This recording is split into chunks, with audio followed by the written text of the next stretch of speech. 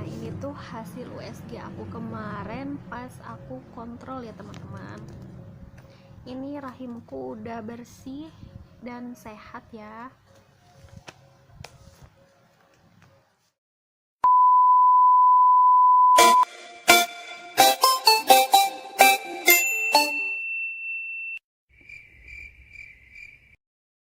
Assalamualaikum warahmatullahi wabarakatuh. Hai teman-teman, kembali lagi di channel aku Taci and Ketujurne. Nah, di video kemarin kan aku udah berbagi pengalaman, berbagi cerita ke teman-teman tentang keguguran aku sampai aku dikuret.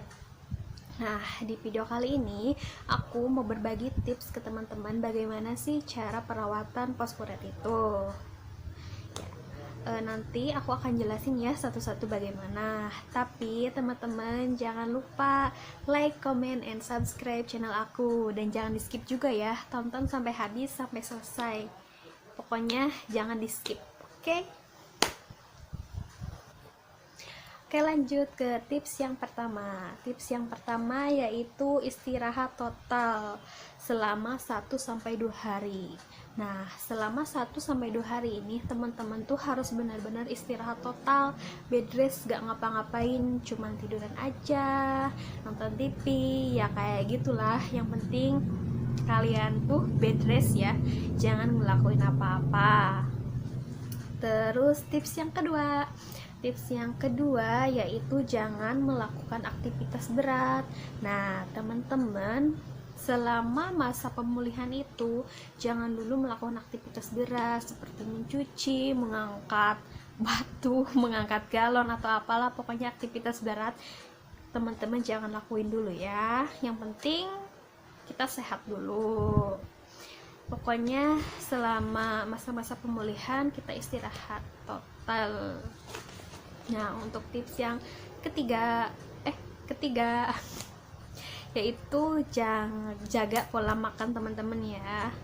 Jaga pola makan teman-teman tuh seperti teman-teman tuh jangan dulu makan makanan yang mentah-mentah atau setengah mateng kayak gitu. Terus yang pedes kayak gitu jangan. Teman-teman tuh banyakin aja makan buah-buahan, sayur-sayuran kayak gitu agar proses pemulihan rahim kita tuh cepet kembali lagi. Nah, untuk tips yang keempat itu yaitu jangan melakukan hubungan intim dulu ya. Ingat ya teman-teman, jangan melakukan hubungan intim dulu.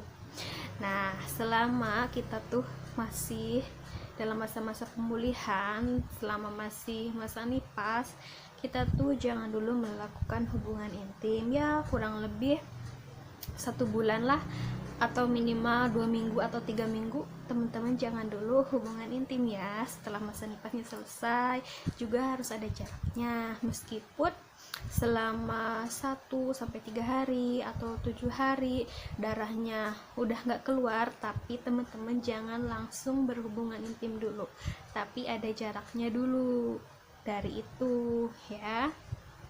Paham kan? Untuk tips yang kelima yaitu jangan membersihkan mispi terlalu berlebihan. Misalnya kalian tuh membersihkan si mispi itu dengan pakai sabun pencuci yang buat mispi itu loh. Nah, kalian tuh jangan terlalu gimana ya, biasa aja lah, nggak usah pakai sabun juga, pakai air biasa yang bersih, yang mengalir kayak gitu. Nanti malah kalau kita pakai sabun pembersih mispi itu malah pH di dalam vagina kita tuh nggak seimbang. Terus untuk tips yang keenam yaitu, kalau aku sih ya, aku memakai korset. Kenapa memakai korset? Karena aku ngikutin orang tua aku dulu ya. Karena dari orang tua aku dulu katanya kalau habis melahirkan ataupun kuret kita tuh harus pakai korset. Takutnya si rahim, kalau bahasa Sundanya peranakan kita tuh turun gitu ya, kalau di bahasa Sunda sih. Ya udah aku ngikutin pakai korset dulu selama masa pemulihan itu. Tapi sih itu terserah teman-teman ya. Emang sih kalau dari medisnya sih sekarang udah nggak disaranin ya pakai korset, gurita kayak gitu sih udah nggak. Tapi aku sih ngikutin aja apa kata orang tua. Oke. Untuk tips yang ketujuh yaitu pemulihan emosional. Nah, pemulihan emosional ini maksudnya setelah kita mengalami keguguran, pastikan emosi kita nggak stabil ya. Kita tuh merasa sedih, kecewa, pokoknya campur aduk lah pasti. Semua orang juga ngerasain ya, bagaimana ngerasanya kehilangan itu emang bener-bener bikin emosi itu nggak stabil, mudah sensitif kayak gitu. Nah, pemulihan emosional ini banyak cara, yaitu dengan kita cara berdoa, beribadah, kita mengalihkan pikiran kita, menonton, mengobrol dengan banyak saudara, suami atau apalah. Jangan memendam semuanya sendiri atau kita menyendiri di rumah, itu enggak boleh. Nanti malah emosional kita semakin tidak stabil dan malah berlarut-larut gitu ya kesedihannya. Kalau misalkan emang sudah tidak bisa dialihkan dengan yang seperti aku tadi jelasin ya, paling kalian harus konsultasi ke psikiater. Terus untuk tips yang ke-8 yaitu teman-teman tidak boleh terburu-buru untuk hamil lagi, karena kan rahim kita tuh baru terkena trauma rahim kita tuh sakit gitu ya, belum kembali ke awal. Nah, untuk bisa kita hamil lagi, program hamil lagi tuh kita tuh harus menstruasi 2 kali lagi. Itu sih kalau saran dari dokter aku ya, aku boleh program hamil lagi atau hamil lagi setelah aku 2 kali menstruasi.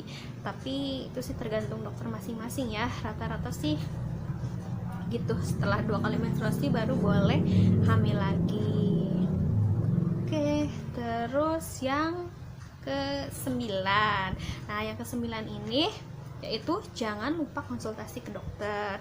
Nah, kan setelah kalian tuh dikuret atau melahirkan atau apalah, kalian tuh pasti akan kontrol ke dokter kan. Nah, di saat kontrol itu kalian jangan lupa kontrol, jangan sampai kelewat kontrol ya, biar kalian tuh tahu bagaimana si kondisi rahim kita, apakah udah bersih, udah sehat, apa gimana. Pokoknya jangan lupa kontrol ya.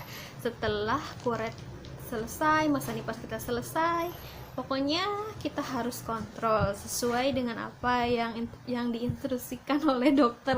Aduh, maaf banget ya, intinya seperti itu. Nah, mungkin itu ya 9 tips dari aku yang bisa aku bagikan ke teman-teman, dan itu yang aku lakuin pas kemarin aku pos perawatan kuret. Itu yang aku lakuin. Mohon maaf ya apabila banyak kesalahan atau yang tidak sesuai sama teman-teman, tapi sih itu yang aku jalanin, itu yang aku lakuin kemarin itu. Mudah-mudahan bisa bermanfaat untuk teman-teman semua yang nonton channel ini, mudah-mudahan bermanfaat ya. Ambil positifnya, yang buruk-buruknya gak usah diambil. Oke. Assalamualaikum warahmatullahi wabarakatuh.